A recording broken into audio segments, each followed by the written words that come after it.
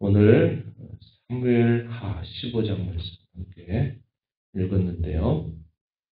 우리가 계속 읽어왔던 이야기에 쭉 이어지고 있는 내용인데, 다윗이 이 압살롬에 대하여 대하는 그의 태도에 있어서 안타깝게도 이 압살롬과 진정한 화해를 이루지 않고, 압살롬 어쩔 수 없이 강제적으로 입맞춤은 하지만 압살롬과 더불어 올바른 그런 자세를 갖지 못하게 됩니다. 그래서 이 압살롬이 어떻게 하냐면 4년에 걸쳐서 그가 반역을 이루기 위해 준비한 시간을 갖게 됩니다. 그래서 오늘 우리가 읽어가는 이 사무엘하 15장에서는 압살롬이 반역을 준비하고 마침내 반역을 해서 나라의 왕으로 선포하게 되면서 이 나라에 큰 분열이 일어나게 됩니다. 다윗은 싸우는 편을 택하지 않고 백성들의 모든 인심이 이 압살롬에게로 향하게 되는 것을 보면서 예루살렘에서 도피하는 자세를 취하게 됩니다. 그런데 이 다윗이 떠나가는 이 길에 많은 사람들이 이 다윗과 함께하겠다 따라오는 사람들이 나타나게 됩니다. 그리고 다윗은 이런 과정에서 자신이 하지 말아야 될 것과 해야 될 것을 잘 구별하도록 자신이 처신하는 모습을 보여주게 됩니다. 안타까운 일이죠. 왕가에 일어났던 이런 살인과 간음의 사건들을 일찍이 잘 처신을 했더라면 이렇게 상황이 커지지 않았을 텐데, 이러한 일들을 처신하는 데 있어서 대단히 우유부단한 태도를 취하였고, 그것이 더 큰 화를 가져오게 된 면에 있어서는 참 안타까운 일이 아닐 수 없습니다. 하지만 그럼에도 불구하고 그런 어려움 속에 처하게 될 때 다윗은 자신이 어떠한 태도를 취해야 되는가 하는 면에 있어서는 그 중심을 잘 잡고 있다 하는 것을 우리가 확인하게 됩니다. 1절부터 12절의 내용은 바로 그런 내용입니다. 백성의 마음을 압살롬이 도둑질하고 마침내 자기가 반역을 이루게 됩니다. 그런 내용들이 나오고요. 13절부터 마지막 절 내용에서는 도피하는 다윗의 모습, 그 가운데 있었던 여러 가지 이야기들 기록이 되고 있습니다. 압살롬은 자기를 위하여 호위병 50명을 세워서 자기를 위한 군사를 준비시키게 합니다. 그리고 재판을 하기 위해서 왕에게 찾아오는 사람들이 있을 때 왕의 이름을 빌어서 왕이 재판을 위해서 사람을 세우지 않겠다 이렇게 말하면서 자기가 그러한 역할을 하겠다고 이야기합니다. 그리고 사람들이 올 때마다 그가 할 수 있는 모든 호의를 다 베풀게 됩니다. 입을 맞추기도 하고 손을 펴서 반가이 찾아오는 사람들을 맞게 되는 겁니다. 그런데 목적은 어디에 있느냐? 그들의 마음을 사기 위한 목적이 있었다 하는 것을 우리가 알게 됩니다. 아버지의 이름에 대한 신뢰, 그것도 자기의 목적을 위해서 사용하게 되는 모습 표현되어 있고요. 또 하나님의 이름을 또한 역시 자기 목적을 위해서 수단으로까지 사용하는 나쁜 태도를 보이게 됩니다. 3절 한번 보시면요. 압살롬이 그에게 이르기를 보라, 이 일이 내일이 옳고 바르다마는 내 송사를 들 사람을 왕께서 세우지 아니하셨다. 4절에 내가 이 땅에서 재판관이 되고 누구든지 송사나 재판할 일이 있어 내게로 오는 자에게 내가 정의 베풀기를 원하노라. 어떻게 합니까? 5절 말씀해 보면 사람이 가까이 와서 절하려고 하면 손을 펴서 그 사람을 들고 그에게 입을 맞추는 일을 하게 됩니다. 압살롬이 행한 일들이 다 이와 똑같아서 사람들의 마음을 훔쳤다 이렇게 표현되어 있습니다. 6절 그 부분에 그렇게 표현되어 있습니다. 그리고 다윗 왕에게는 뭐라고 말을 하냐면 내가 옛적에 어머니의 고향에 피해 있을 때 내가 예루살렘으로 다시 돌아가게 되면 내가 이렇게 하겠습니다라고 서울했던 것이 있다. 이렇게 아버지의 말씀을 드려요. 다윗에게 말을 드리고 그랬더니 다윗은 그래 내 소원대로 해라. 그러면서 이 압살롬이 어디로 가냐면 헤브론. 다윗이 처음 유다의 왕으로 다스릴 때 수도로 삼았더니 헤브론으로 옮겨가게 됩니다. 그런 과정에서 계속 사람들을 자기 편으로 만드는 일을 계속 하게 되죠. 이 압살롬의 반역에 가담하는 무리들이 생겨납니다. 소극적으로는 이게 도대체 무슨 일인가를 알지 못한 채 초대받아서 그곳으로 향해 간 사람들도 있어요.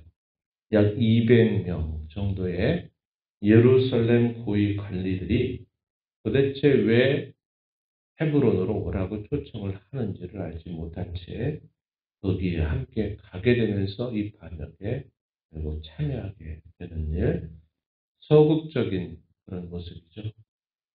적극적으로 어떻게 하느냐. 당시에 모사였던 아히도벨을 포섭을 합니다. 그래서 이 아히도벨이 이 압살롬의 편에 서게 되면서 이스라엘의 많은 사람들이 이 반역에 동참하는 일이 따라오게 됩니다. 그러면서 전체적으로 이 압살롬에게 기울어져 가는 그런 모습을 따라서 더 많은 사람들이 그 반역에 가담하게 되죠. 힘의 논리를 따라서 어디가 더 앞으로 더 우세해지겠느냐 하는 그런 것들을 보면서 그 편에 서는 사람들이 많아지게 됨을 보게 됩니다. 반면에 충정을 지켜가는 사람도 있어요. 원래 이스라엘 출신이 아닌 가드 사람이 망명해서 이스라엘 땅에 들어와서 사는 사람인데 그들의 지도자가 이때라고 하는 사람입니다. 이때라고 하는 사람이 600명을 함께 거느리고 오면서 자신은 왕과 함께 하겠다라고 말하면서 끝까지 다윗과 함께 자기의 충정을 나타내는 그런 사람도 등장하게 됩니다. 그 내용들 우리가 읽은 말씀 보면은 뒷부분에 소개가 되죠. 다윗은 처음에 뭐라고 말합니까? 너도 망명해서 돌아온 사람인데 내가 어떻게 될지 모르는 정처 없이 떠나는 이 길에 내가 왜 나와 함께 하려느냐?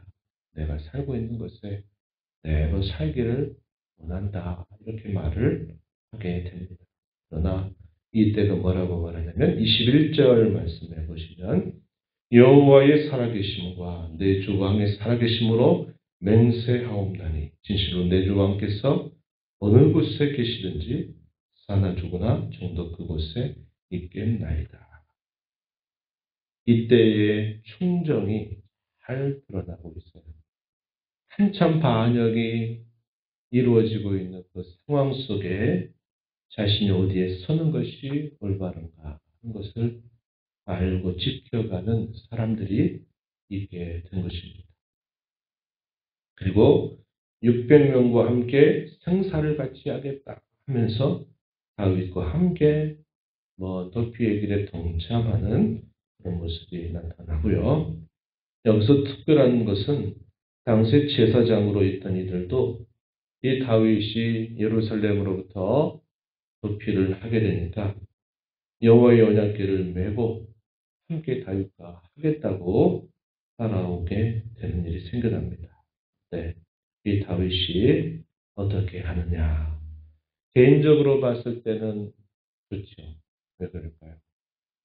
자기가 늘 하나님의 궤를 자기가 모시고 하나님과 함께하고자 하는 마음이 늘 있었던 사람이기 때문에 자기가 가는 곳곳에 함께한다면 좋을 것입니다.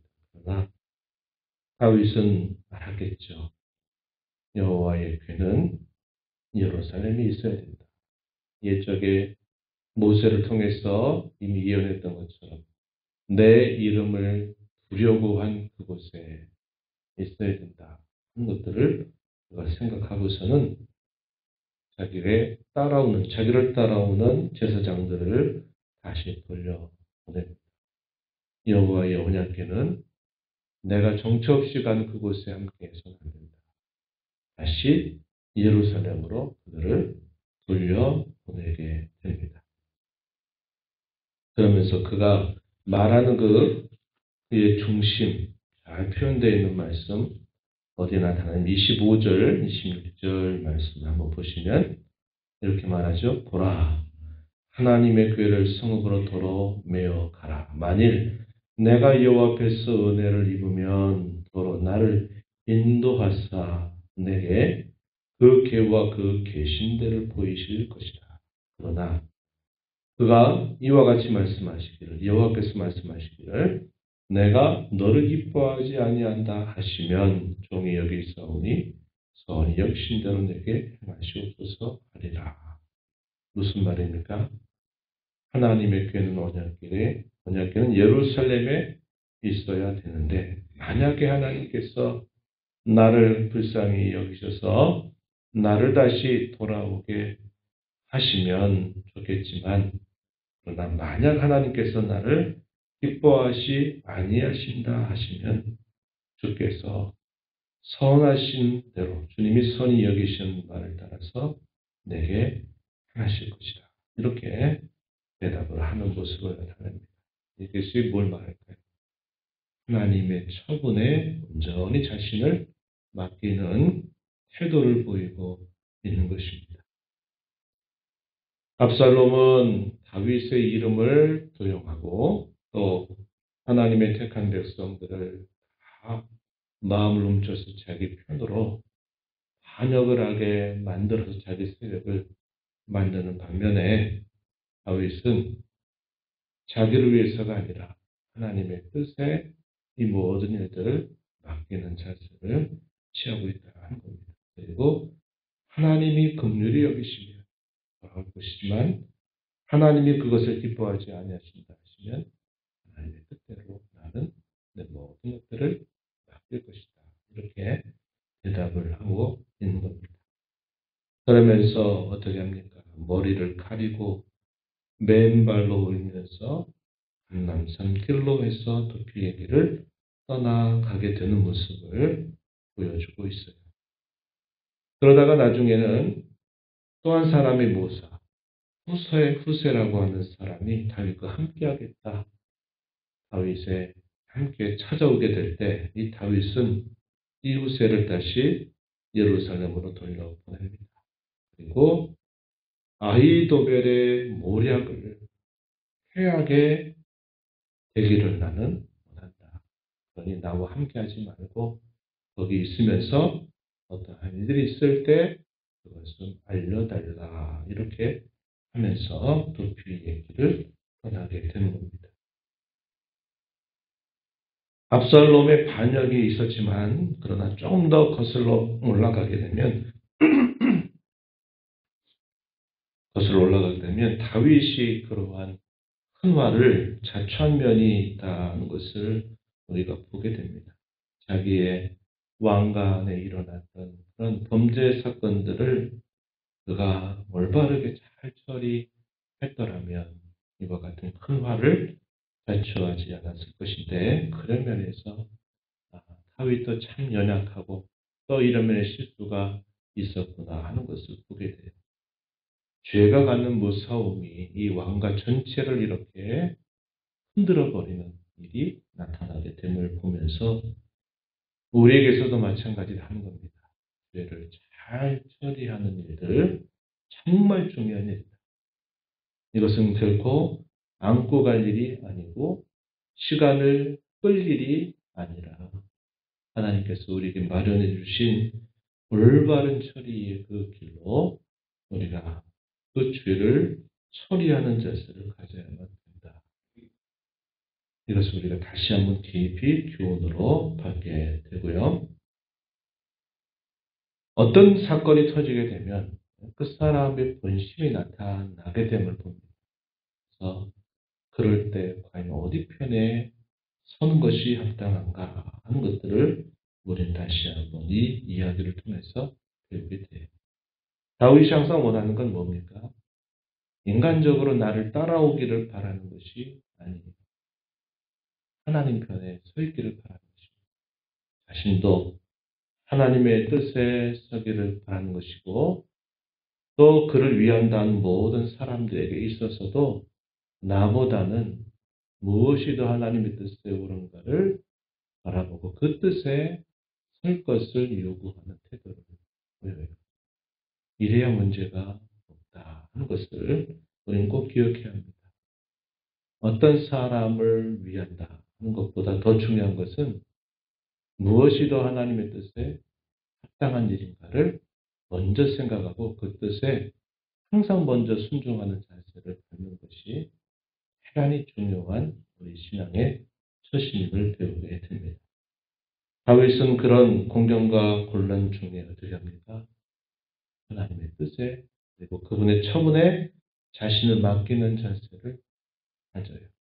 이게 성도가 곤란 중에 때로 갖는 어려움 중에서 마땅히 가져야 할 태도임을 우리 마음에 새긴 자로 이 하루 이 한 주간 남은 삶을 주 앞에 살아가는 저와 여러분 되기를 진심으로 바랍니다. 하나님 아버지 감사합니다. 이 새벽을 깨워 오늘도 하나님 앞에 저희의 걸음을 인도하시고 오늘도 저희들에게 생명 주시고 주신 하나님 앞에 나와 찬양을 드리며 주시는 말씀을 또 함께 읽고 교훈받게 하심을 감사드립니다. 하나님 아버지, 저희로 하여금 죄가 우리를 주관하지 못하도록 하시기 위하여 우리를 위하여 놀라운 하나님의 은혜를 베풀어 주신 것을 언제나 기억하게 하셔서 죄와 싸우게 하시고 또 죄를 범하게 될 때에는 그 죄로부터 속히 벗어나는 그런 지혜로운 삶을 저희로 살아가도록 하나님 아버지 인도하여 주옵소서.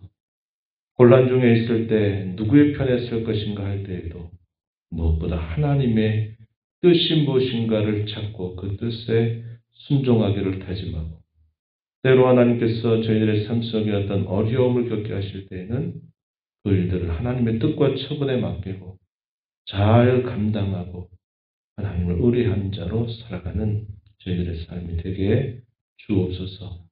은혜의 보호자 앞에 나와 아버지 은혜를 구하는 모든 심령들의 간구를 이끌어 주시고 응답해 주시기를 바라며 예수님 이름으로 기도하옵나이다.